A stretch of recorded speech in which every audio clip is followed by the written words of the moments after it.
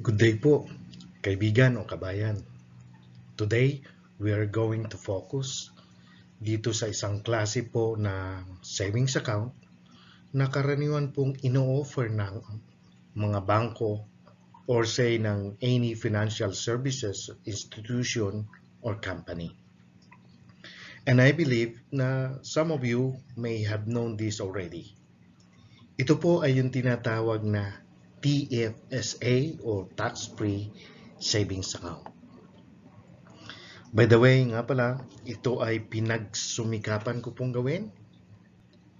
Today, ang content ng video na ito about TFSA in order to give you a sufficient and or enough information about it, like what is the meaning or the definition of it, on how it works, what are the products that holds inside the TFSA, what are the general characteristics and benefits nito of having this TFSA account, who is eligible to open, how to open, and where you are going to open it.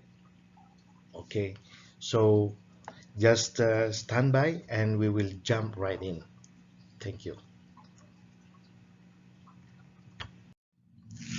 So there's a question here. What is TFSA? So ano daw ang TFSA? So the tax-free saving account or TFSA was introduced by the government of Canada in the year 2009. It is introduced in order to help the Canadians to save and to invest their money tax-free o wala pong buwis throughout their lifetime. So it is also a registered savings plan o yung tinatawag na it is a savings plan na rehistrado po sa gobyerno, and that lets you grow and withdraw the money, your money, tax-free o walang tax, walang buwis, making it a very nice, a great option when saving for a short and even long-term goals. Number 3, this TFSA is a savings vehicle o isa pong sasakyan o lalagyan ng pag-iipon that allows for you to set aside in a TFSA for any purposes, whether you are saving for your education, you are saving for your children, for your retirement, a home, or simply just a rainy day season or a winter season or any season that you want to earn and made into your TFSA will generally not be taxed o hindi ka po bubuwisan o tataksan.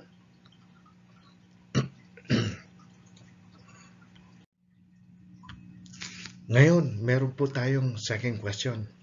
How TFSA works or paano ba ito gumagana, itong TFSA na to. Now, let us consider this basket. Ipagpalagay po natin itong basket na to and we consider this as TFSA. Now, in that TFSA, it can hold an income-generating investments na tinatawag inside of it. So these are exchange-traded funds or ETF, stocks, bonds, mutual funds, and GICs or yung tinatawag na guaranteed investment certificates. GICs, we will make another topic for that kasi medyo mahaba-haba po yan. So next time po natin itatopic yan. Abangan lang po nyo sa susunod na video ko, sa video content na ito. Then, patuloy po tayo. So, these TFSA are not just for savings. You can also use this as to hold and grow a variety of investments which include these things that I mentioned, ETFs, stocks, bonds, mutual funds, and GICs inside the TFSA. These are the products which may under the TFSA. So you are also in control of your TFSA. That's the good thing.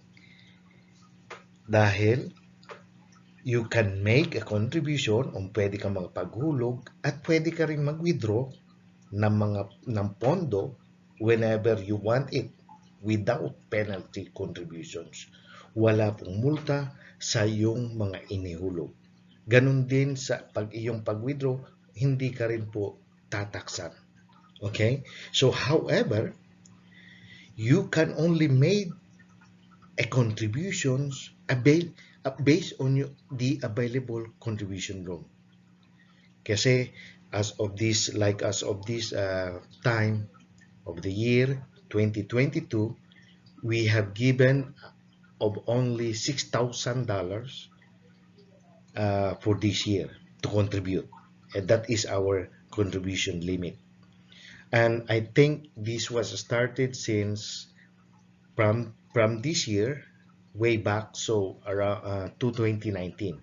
The contribution limit per year is $6,000. So if you have not yet contributed since 2019, so magkano na yun? 6 times 4.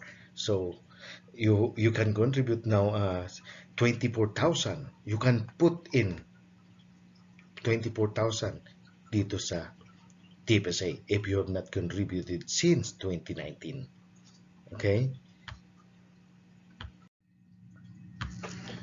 So to get the most out of TFSA, it should be a part of our overall financial plan. Para daw po natin masulit ng husto yung pag-o-open o paglalagay natin sa TFSA ng pananalapi o ng pera, ay kailangan daw po na isama natin ito sa overall, sa pangkalahatang plano ng pananalapi o ng pinansyal. So, tanong uli, paano ba ang TFSA makakatulong para ang ating makamit ang mga layunin sa pamumuhunan o pananalapi?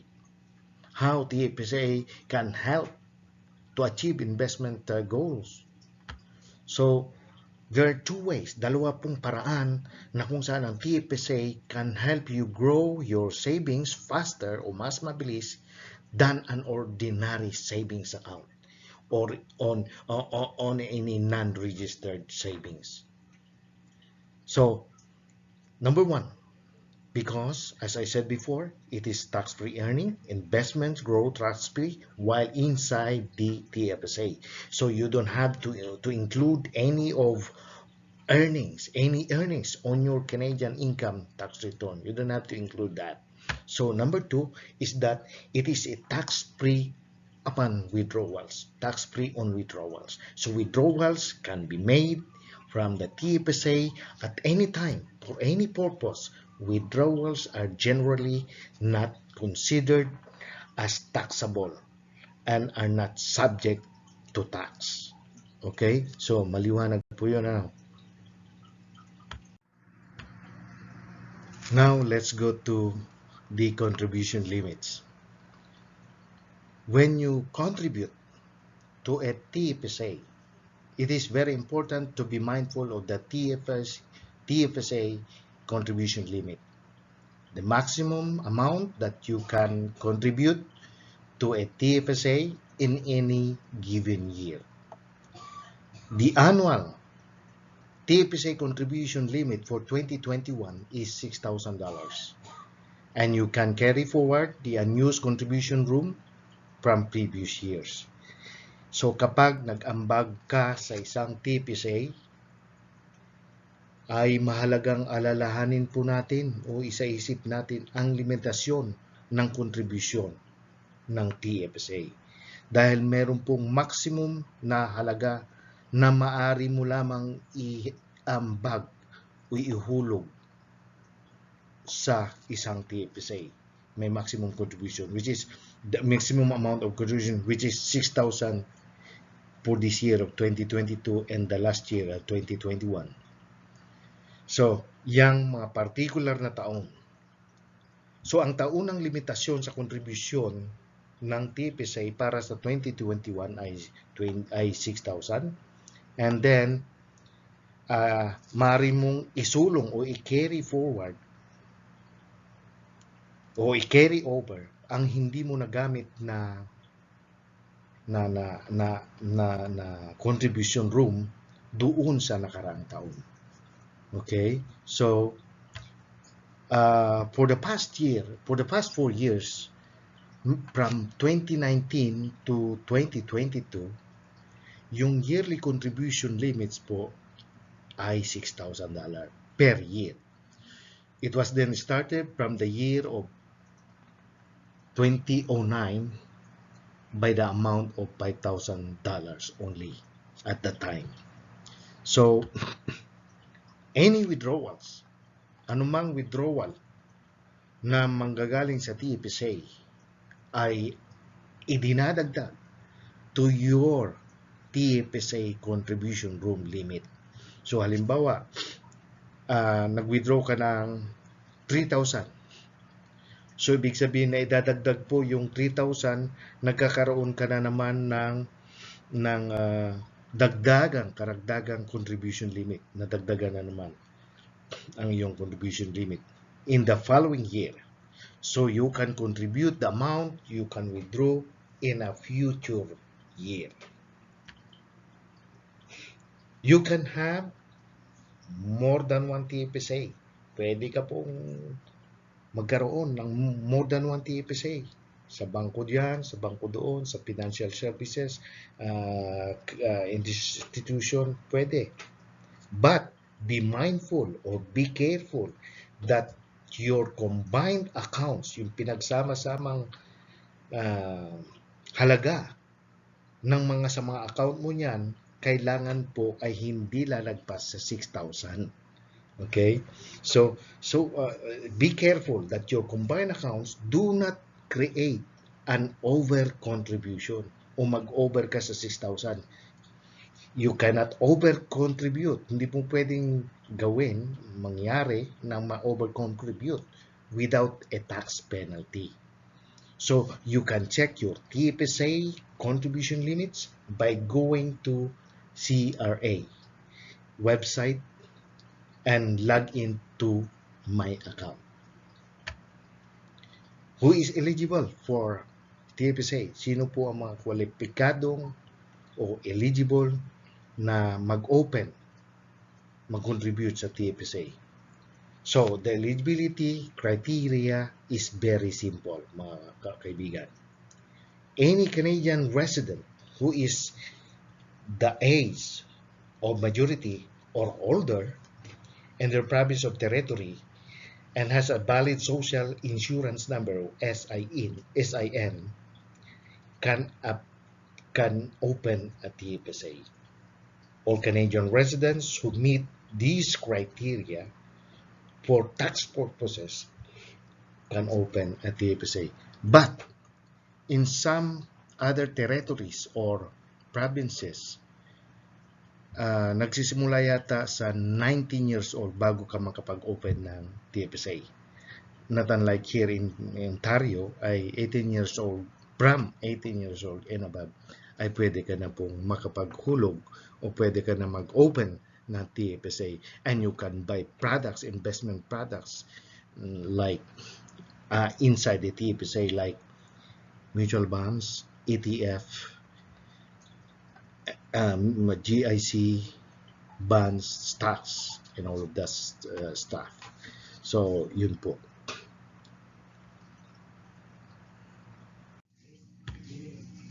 So, question, how to open TFSA?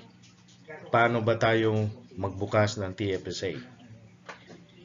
So, to get started with TFSA, just go to your financial institution like your bank and tell them simply that you want to open, sabi nyo, ng TFSA account.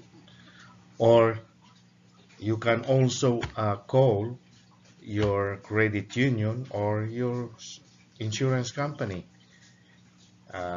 Just call your agent or your advisor and tell them that you want to open a TFSA, and they can just simply and easily uh, help you to open it via Zoom or online. In few minutes, you can just finish it in few minutes with him, with your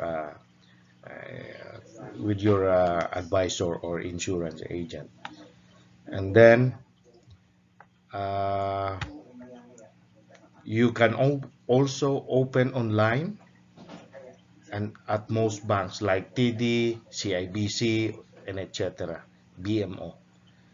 And lastly is that you must give them, of course, your SIN or the social insurance number, and also your birth of date. So that's it. So in that note, we have now learned about the tax-free savings account.